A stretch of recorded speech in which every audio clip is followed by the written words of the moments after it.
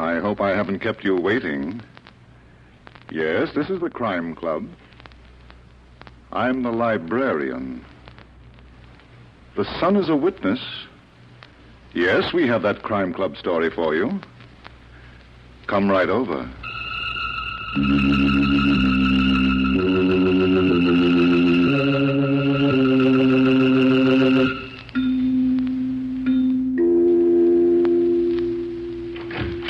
Ah, you're here. Good. Take the easy chair by the window. Comfortable? The book is on this shelf. Here it is. The Sun is a Witness by Aaron Mark Stein. The very unusual story of a design for killing that couldn't succeed without murder. Let's look at it under the reading lamp. It was Tim Mulligan's job as an archaeologist to find out about dead civilizations. And he was finding out about the Anasazi, the Indian cliff dwellers who inhabited the Great Canyon walls of the Southwest many centuries ago.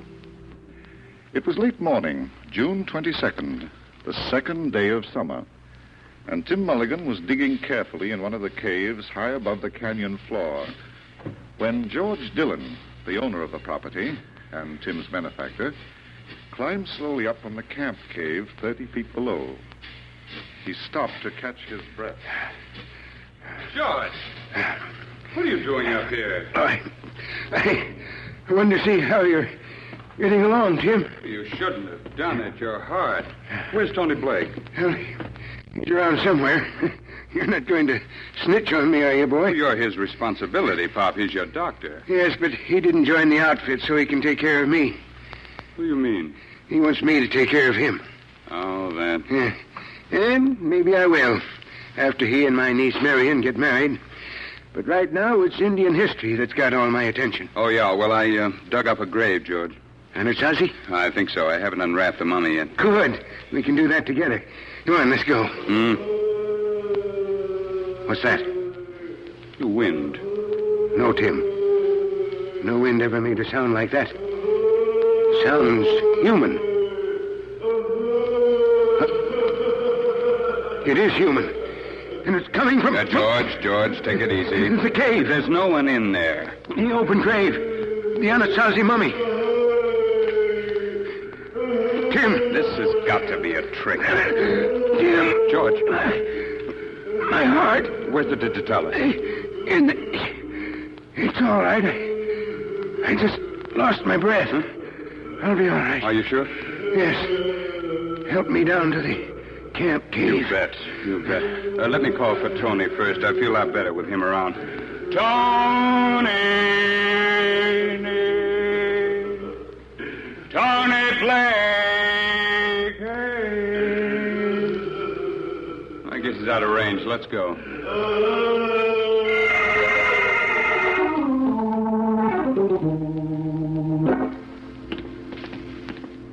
How is he, Tony? He just fell asleep. Let's get away from this cave opening. I don't want him disturbed. Okay. Now, what about that ghost, Tim?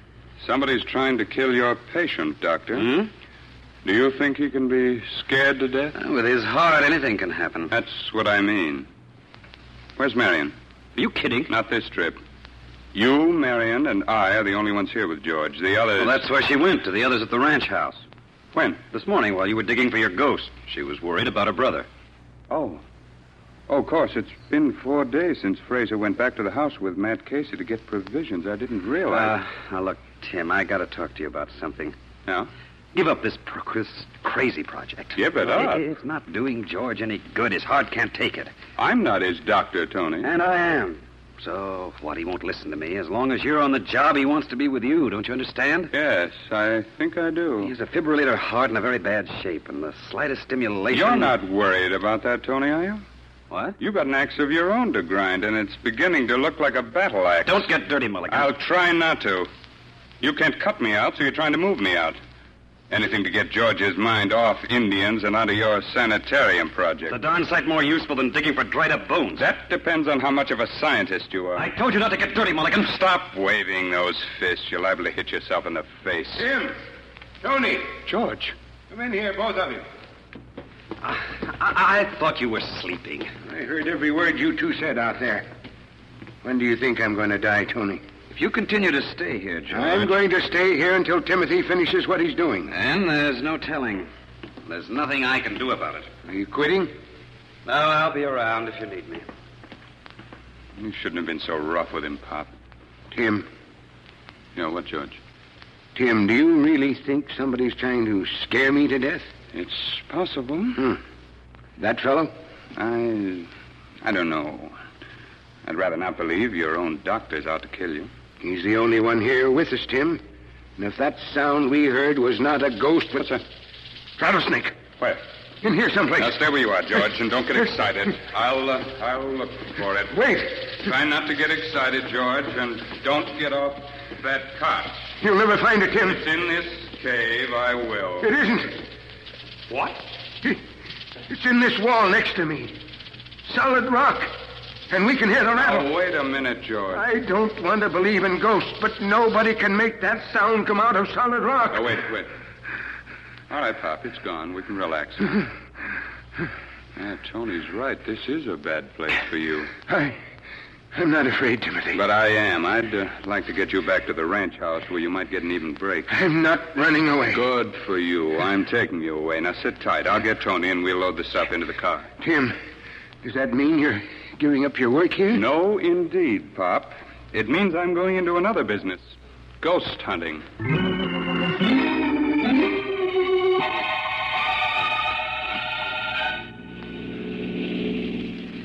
Well, George, as soon as we get to the ranch house, you start taking things easy. I'll do nothing of the kind, Tony. Say, Tim. Yeah? How soon do you expect to go back to the camp? Right after we get you set. Good. I'll get Matt Casey to go back with you. He knows every inch of that canyon. And if someone's out there playing ghost, or was... Don't be surprised if it was one of the Indians from the reservation. Is that your theory, Tony? They're very superstitious about their dead being dug up, Tim. Especially if they're going to be used as museum pieces. That's enough of that. Slow down. There's the ranch house. Oh, say, there's Fraser walking away from his car. Honk the horn, Tony. Ah, look who's here. He must have come up just behind me. Is the expedition over? Temporarily. Give us a hand with the luggage, Fraser. For you, Uncle George, anything. Where's the rest of the party? What do you mean? Matt Casey and Marion, of course. Are you trying to kid me? Well, aren't they here? No. Some joke, huh? Fraser, Marion left this camp this morning. She was coming to see how you and Matt were getting along. Matt and I? But Matt went back to camp 2 days ago. He took a truckload of provisions. Are you sure? Now, look, Tim, I was here when he left. You smell as though you might be foggy about things. I've had a few drinks, but I know what I'm talking about. I pick up the stuff in town, and Matt took it from here. Why didn't you come back with him, Fraser? I took a liking to civilization, Uncle George. So after Matt bounced off, I bounced back to town where the civilization is beautiful and lively. I got back a few minutes ago. You were there for 2 whole days? I couldn't help it. The attraction was magnetic. Can it be proved, Fraser? Don't be a comedian, Tim. What's mine is mine. What about Marion? I don't know, Tony. Sis might have been here. Say, maybe she hit for town. For some lively civilization? What does that mean, Mulligan? Nothing personal, Dr. Blake. Why don't you take care of your patient while I go back to the camp to find out if the spirit is still functioning?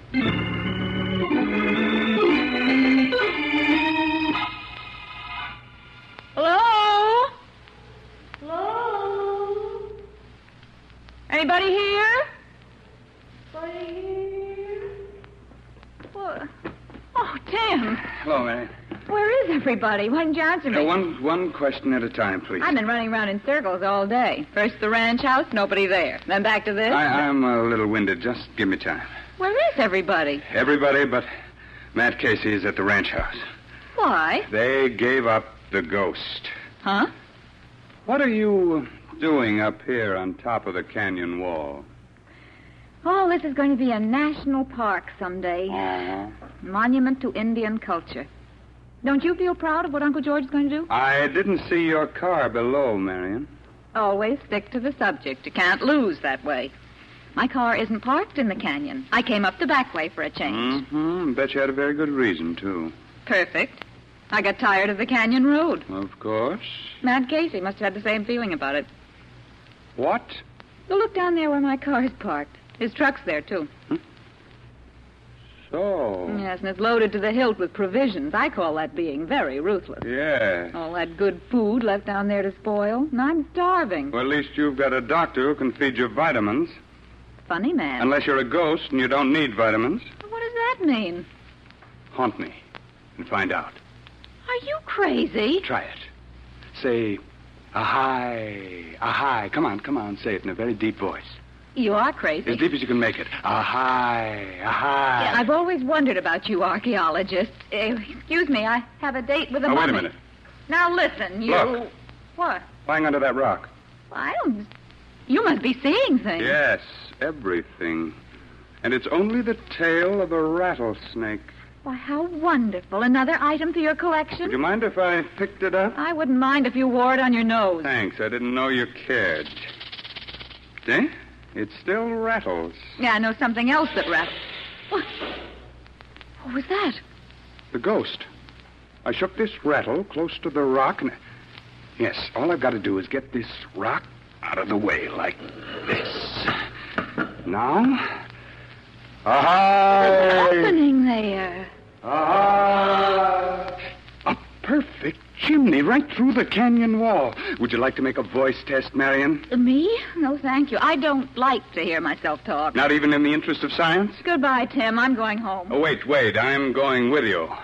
There's so much I'd like to tell your uncle about a hole in the ground.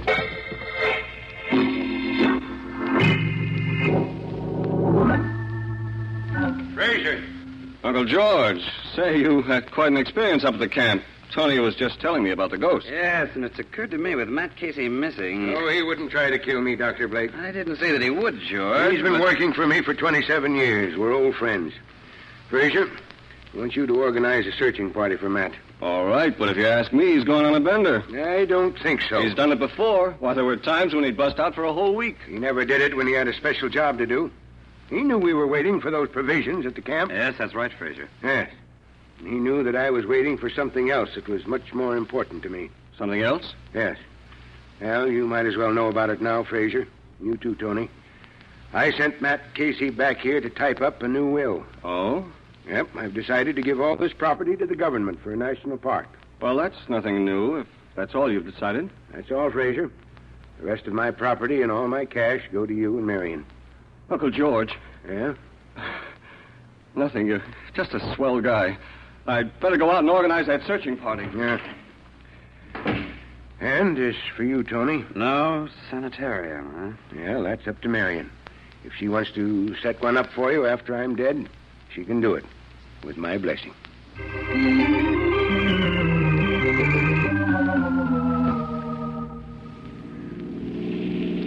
Marion? Still puzzles me. Oh, please, Tim. I'm tired of you being puzzled. Why did Matt Casey use this road instead of the canyon road? Why is an archaeologist?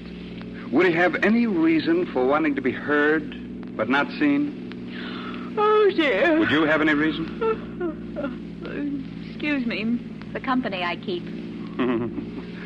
All right, Marion, you don't have to talk to me. I don't wear a badge. You don't know how pretty that makes you look. I think I do. By the way, why don't you and Tony get married? There's no hurry. He's broke, isn't he? Da-da-dee, And a big sanitarium with his name all over it could solve an ugly problem. Uncle George is Tony's patient. By design. What do you mean by that? You brought Tony out here. Well, suppose I did. That doesn't mean... Now, look here, Mr. Mulligan. I don't like your insinuations. So there's one thing about the great Southwest that always fascinates me. Don't change the subject. Buzzards. What? Over there on that pile of rocks. Well, you're not stopping, are you? Of course. Where there are buzzards, there's death. And where there's death, I'm an archaeologist, remember? Oh, don't be ridiculous. I want to get back to the ranch house. You will. I'll just take the ignition key out to make sure you don't do it without me. Would you like to join this expedition? No. Oh, that's too bad. You don't know how cultural those things can... Marion. What is it, a pioneer? There's a body under those rocks. A human body. What? Timothy Mulligan, if you're kidding Just a me... hand showing. Part of an arm. Good heavens. Looks like a man's. He must have been caught in a rock fall. Let's dig him out. He might still be alive. No, not with rigor mortis, Marion. Oh. Yeah, it's pretty obvious. His fingers. All right, Marion, we'd better start digging. It's going to take a little time.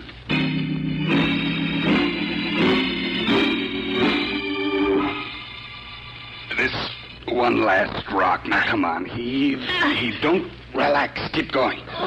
Come on. What was that? We'll look later. Let's get this rock off first.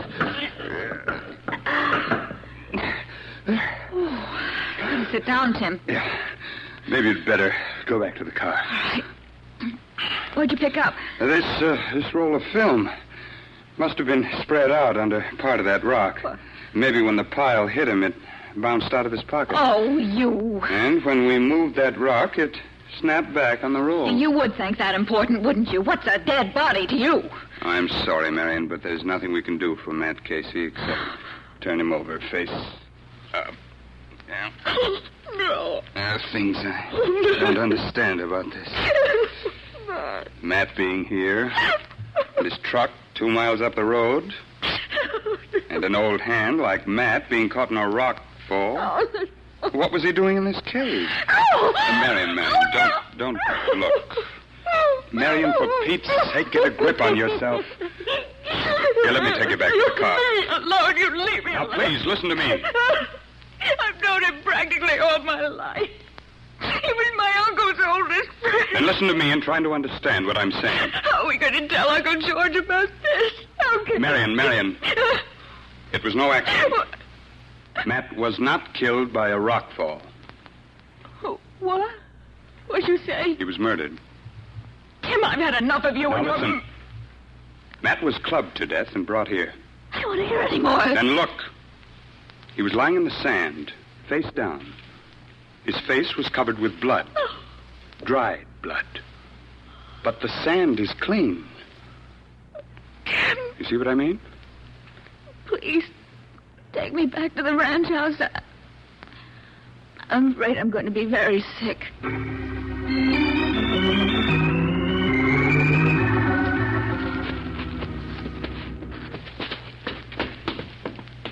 Is that you, Fraser? No, George. It's Marion and Tim. Marion, darling, where have you been? Not now, Tony.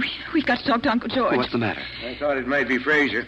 He went out to organize a searching party for Matt Casey. Oh. Well, What is it, Marion? Tim, maybe you better do the talking. I don't feel up to it. What's wrong? Where's Matt? I'll tell you, George, but I want you to sit down. Take it easy. I'll do nothing of the kind. Where's Matt? I say nothing until you sit down. He's dead, isn't he? Oh, my Lord. Matt, Tony, It's all right, Tim. I'll know what to do. where'd you find him? under a rock fall on the county road. Matt? Under a rock fall? Did you bring him back with you? No. We left him there. We'll have to notify the sheriff. Sheriff? He was murdered, Uncle George. All the evidence is there. We didn't want to disturb a thing. Murdered? Matt, Tony, get the fellas. Where is it? In a bottle in the dresser in George's room. Quick. Marion, get me a glass of water and a spoon. George. George is going to be all right. He'll be all right. Can you hear, George? Tim, Marion. Here, Tony. Anything I can do? Yes, get Marion to hurt with that water. Marion. Yes, the cupboard door was stuck. I couldn't get Here, it. give me that spoon. It's the worst attack I've ever seen have. Now, if I could get him to swallow this stuff. Oh, he's spitting it out. Quick, you've got to get it down. Marion, hold his head back. Oh, I can't. Hold it back, I tell you. Now, Tim, I want you to force his jaws apart and keep his mouth open. I've got to get this stuff down. There's no time to lose. All right? That's done. Now, I'll make sure. Yeah, the water will push it down. There. Now, let him relax. Here, Tim, take this bottle. I'm going to check his pulse. Oh, something's wrong. But the digitalis isn't working. Here, I'll get Tim. He never acted like that after taking the medicine. George! Uncle George, please.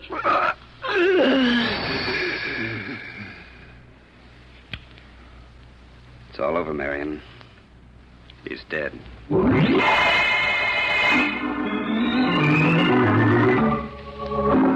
I didn't think, Tony. I just spoke without thinking. Marion, there's no use blaming yourself anymore. It was bound to happen sooner or later. I didn't have to throw it at him. I didn't have to yell murder. Now, here.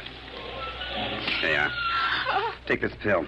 What is it? A sedative. No, I'm Come on. Be good to yourself. You'll sleep for a few hours. Who's that? I don't know. Now, look, dear, you're as jumpy as a bee. Now, take this. Tony. Oh, Fraser. Come outside for a few minutes. I want to talk to you. All right. Hey, what's the matter with you, Marion? You've been crying. Uncle George is dead. What? He had a heart attack. And it was my fault. Oh, no. Dead. Tim and I found Matt Casey's body under a rock fall off the county road. It looked like murder, and like a fool, like a stupid, hysterical fool. I couldn't keep it to myself. I wasn't going to tell him. I was going to let you, Tony, break it to him easy. What do you mean? Well, we found Matt's body. It was wrapped up in a blanket. I guess Tim must have done that to keep the buzzards off. But did you tell the sheriff? No, a couple of the men took the body to the mortician in town. We thought... Tony, how quick did he go? Uncle George. Too quick, Fraser. Even the digitalis couldn't help him. It couldn't help Nothing him. could, Fraser, when it's not used. Oh, what do you mean, Here's the Tim? bottle with the digitalis label on it. I want you to taste its contents, Dr. Blake. What are you trying to say? I'm not trying. Go ahead, taste it. I put that label on there myself. I'm sure you did. And I'm sure you meant to do the right thing. Well, what's it taste like? Quinidine sulfate. Yes, that's what I thought. A powerful heart stimulant. When that gets into a fibrillator heart, it becomes a killer. Tim. I'm afraid so, Marion. No, Uncle George was not murdered. I'll never believe it. That bottle proves it, whether you believe it or not. How about it, Tony? I don't understand. Did you have quinidine sulfate in your collection of bottles? Yes, but that doesn't mean that I... Now, look here, Tim. I'm the only doctor for miles around. I keep a lot of medicines for emergency purposes. Of course. Can't you two fight this out some other time and some other Now, place? wait a minute, Fraser. I don't want any more talk. Not right now, anyway. Okay. I'll say no more. Until the sheriff gets here. I'll send for him myself. Good. Later. I think Marion and I should have some time to ourselves, don't you? Before Uncle George becomes Exhibit A. Well, that's your privilege. Well, if anyone should want me, I'll be in my room, wondering about things.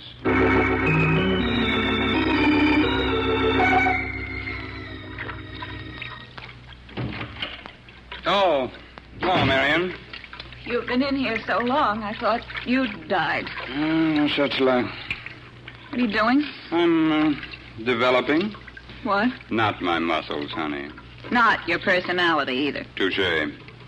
Did Fraser send for the sheriff? I don't know. He's been hibernating in the study all afternoon. Now, look, Tim. Mm-hmm. I'm ready to believe a lot of things you've said about murder. That's so kind of you. But is it going to do anybody any good to make a fuss about it? Won't do the killer any good. Be reasonable. Fraser and I are very rich now. And I'm very much in love with Tony. I'm a stubborn cuss, Marion, when I'm right. And you haven't got enough money to make me think wrong. How much do you want? Nothing. Excuse me, Marion. I want to switch on the lights. Suppose I were to kill you. Huh? Oh, in that case, I'd be dead. No one would ever know. Fraser and Tony wouldn't tell. Think about it, Tim. This is the stuff. Here, Marion. You'll disappear. It can be done, Timothy. There's a lot of open land out here. Places people don't go to. Think of the place you'd go to, Marion. Here. I want to show you something. Tim! Now, listen, Marion. I've got a lot of friends in New York, and they know where I am. And if they don't hear from me, they're going to wonder and ask a lot of questions. So put down that gun and come over here. I'm not interested in a strip of film. But you should be. This is the film we found next to Matt's body. And it tells an amazing story. What? Yeah. Do you see those 4 dark streaks on the negative? Well, what about them? Now, they all start at one point and then spread like a fan. The first one is short, the second one's a little longer, the third one is the longest, and the fourth one is shorter. So, what does it prove? It proves, Marion, that the sun is a witness. And right here on this negative, it's pointing 4 fingers at a murderer. What? Now, drop that gun. Oh, no. Yeah. A twist of the wrist, and we're equals again. Shall we go now? I'd like to see the other members of your family, present and future.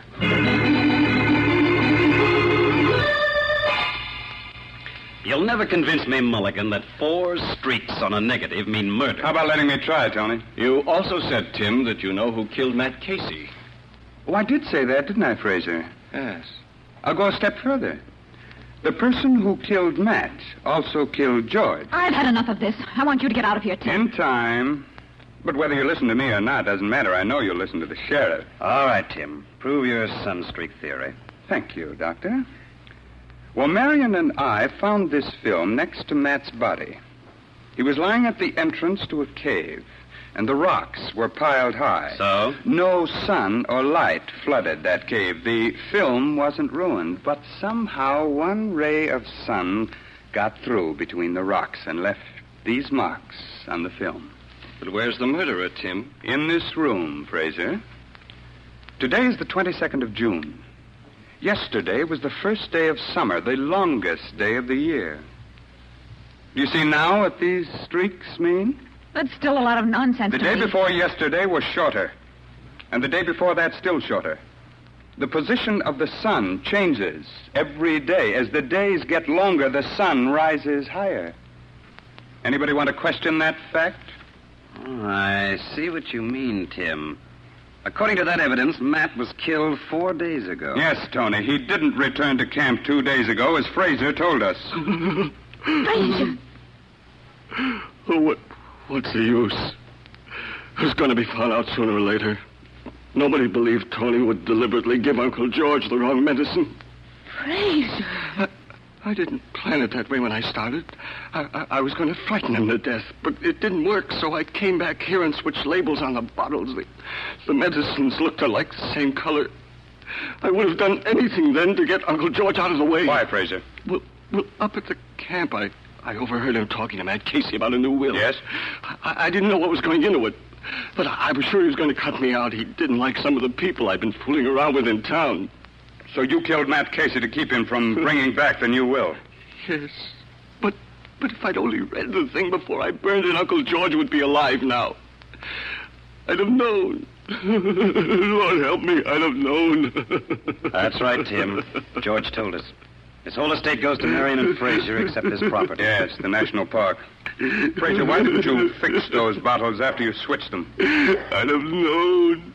He told me and I'd forgotten what I'd done. I was too happy. Too happy.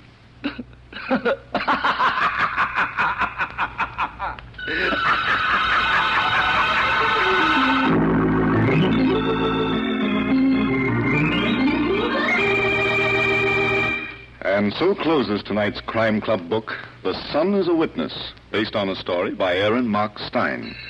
Stedman Coles did the radio adaptation. Roger Bauer produced and directed. Raymond Edward Johnson played Tim Mulligan, and Sidney Smith was Tony Blake. Oh, I beg your pardon. Hello. I hope I haven't kept you waiting. Yes, this is the Crime Club. I'm the librarian. Yes, come over a week from tonight. Good. We have a very exciting story of a boat ride that was planned by death. It's called The Grey Mist Murders by Constance and Gwyneth Little. In the meantime, there is a new Crime Club book available at bookstores everywhere. Yes, it's available now. Fine. And we'll look for you next week.